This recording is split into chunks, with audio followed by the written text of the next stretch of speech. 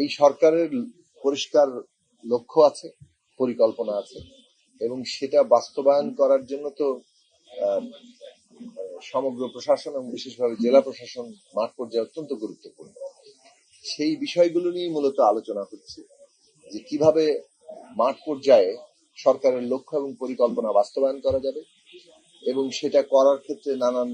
অসুবিধাগুলো কি কি, কিভাবে আরো দক্ষ এবং কার্যকর প্রশাসন গড়ে তোলা যাবে, যার মধ্য দিয়ে সরকারের লক্ষ্য পরিকল্পনা বাস্তবায়িত হবে এবং একটা মানবিক গণতান্ত্রিক একটা কল্যাণকামী রাষ্ট্র সেইটা এবং অর্থনৈতিক ব্যবস্থা গড়ে তোলা যাবে। আপনারা জানেন যে এই সরকারের একটা ইতিমধ্যে লক্ষ্য ঘোষিত হয়েছে, একটা $1 ট্রিলিয়ন ইকোনমি, কিন্তু সেই $1 ট্রিলিয়ন ইকোনমির মধ্যে বৈষম্য যাতে বৃদ্ধি না পায়, বরং অন্তর্ভুক্তিমূলক একটা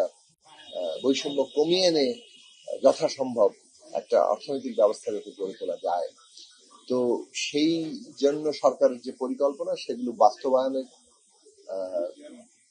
উপযোগী একটা যাকে বলে প্রশাসনিক ব্যবস্থা গড়ে তোলা, সেটা নিয়ে আলোচনা শুরু হয়েছে এবং প্রত্যেক মন্ত্রণালয়ের পক্ষ থেকেই তাদের ইতিমধ্যে যে প্রস্তুতিগুলো সেগুলো তুলে ধরা হচ্ছে। এবং এই ক্ষেত্রে জেলা প্রশাসনের দিক থেকে যে বাধাগুলো আসে, যে সমস্ত সমস্যার তারা মুখোমুখি হন, সেই সব বিষয়গুলো নিয়ে তারা প্রশ্ন করছেন, তারা তাদের মতামত দিচ্ছেন, এবং একটা ইন্টারাকশনের মধ্য দিয়ে আমরা কতগুলো ধারণার মধ্যে পৌঁছাচ্ছি। একটা ফ্রেমওয়ার্ক মূলত এটা আসলে। আগে তো পঞ্চবার্ষিক পরিকল্পনা ছিল, সরকার এসে এখন পঞ্চবার্ষিক পরিকল্পনার জন্য যে সময়টা একটা লাগে, সেক্ষেত্রে আমরা একটা স্ট্র্যাটেজিক ফ্রেমওয়ার্ক তৈরি করছি, এবং এর মধ্যে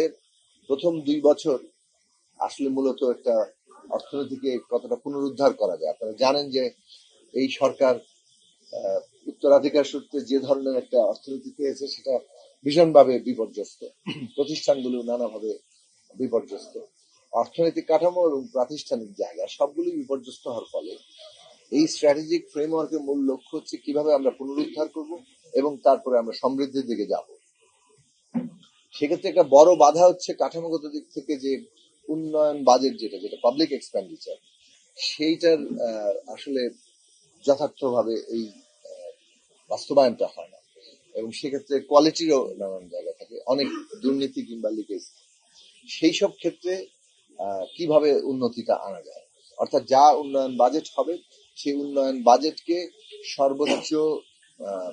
কোয়ালিটি নিয়ে, অর্থাৎ কি বলে গুণগত মান বজায় রেখে দুর্নীতি কমিয়ে এই সব প্রকল্পগুলো বাস্তবায়ন, এটা একটা কিভাবে তার জন্য প্রাতিষ্ঠানিক যোগ্য ব্যবস্থা তৈরি করা যায়, সেগুলো নিয়ে আলোচনা হয়েছে। এবং এই আলোচনা ডিসি মহোদয়, জেলা প্রশাসনের পক্ষ থেকেও কিন্তু সবাই এই বিষয়ে কথা তুলেছেন যে এই প্রকল্প বাস্তবায়নের সমস্যাগুলো কি, মূল্যায়ন পরিবীক্ষণ যে বিভাগ আছে সেটা আসলে জেলা পর্যায়ে কাঠামো দরকার, সেই সব বিষয় নিয়ে এখানে কথা হচ্ছে। আসলে সরকারের দিক থেকে সরকার দুটো কাজ করছে। একদিকে হচ্ছে যে এই যে বর্তমান যে এডিপি কিংবা চলমান যে সমস্ত প্রকল্প, এগুলোকে সরকারের যে ম্যানিফেস্টো আছে, ইস্তেহার 31 দফা এবং তারপরে নির্বাচনী ইস্তেহার, একই সাথে এসডিজি, তারপরে আমাদের তো একটা এলডিসি গ্রাজুয়েশনের প্রশ্ন আছে, আমরা টাইম এক্সটেনশন চেয়েছি, কিন্তু সেটার জন্য তো প্রস্তুতি আমাদের নিতে হবে। এই সবগুলোর সাথে যাতে এটাকে সমন্বয় করা যায়, অ্যালাইন করা যায়, এবং এই প্রকল্পগুলো সেই জন্য প্রয়োজনীয় যদি কোথাও সংযোজন বিয়োজনের প্রয়োজন হয় সেভাবে অ্যালাইন করা।